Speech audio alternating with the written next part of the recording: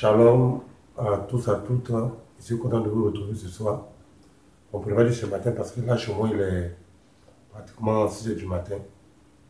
Et il faut dire que nous traversons un moment très difficile. Déjà entré en novembre, déjà les malheurs de fin d'année ne se comptent plus. Beaucoup d'autres ont déjà perdu parmi les protégés, des gens à Nantes, à Lyon, à Paris, à Milan, à Abidjan. Les décès ont déjà commencé. Dieu merci, avec l'aide du Seigneur et du Dieu d'Israël, en tout cas, je n'ai perdu aucune personne. Comme dirait la parole de Dieu, Jésus disait comme si, Père, je n'ai perdu aucun de ceux que tu m'as confiés, sont le fils de la perdition. Donc, je bénis encore le Seigneur parce que Dieu a toujours veillé à ce que mes protégés soient en sécurité et en parfaite sécurité. Je vais vous apprendre aujourd'hui comment éviter d'être envoûté dans son sommeil.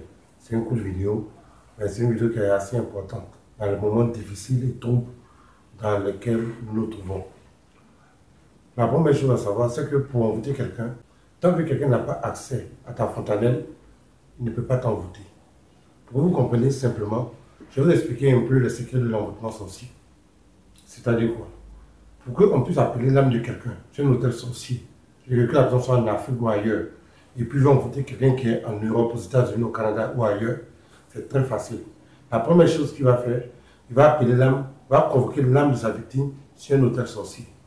Donc, étant donné que la personne n'est pas en Afrique, ou la personne n'est pas à côté de lui, l'âme de la victime va répondre à l'appel du sorcier par la fontanelle. C'est-à-dire que, qui commence à dire ton nom sur son fétiche, ton âme sort de ton corps par la fontanelle pour aller répondre à l'appel du sorcier. Et à partir de ce moment, dès que ton âme est devant lui, il fait de ton âme ce qu'il veut.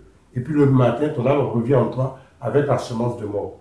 Donc pour éviter un envoûtement sorcier de nuit et dormir en toute sécurité, toi et puis ta famille, la première chose à faire, il va falloir que quand tu dors, tu mets ta tête vers l'est. Pourquoi? Parce que c'est de l'est que vient le pouvoir de Dieu sur terre. C'est de l'est que se lève le soleil. Le soleil ne s'est jamais levé au nord, au sud, à l'ouest ou ailleurs.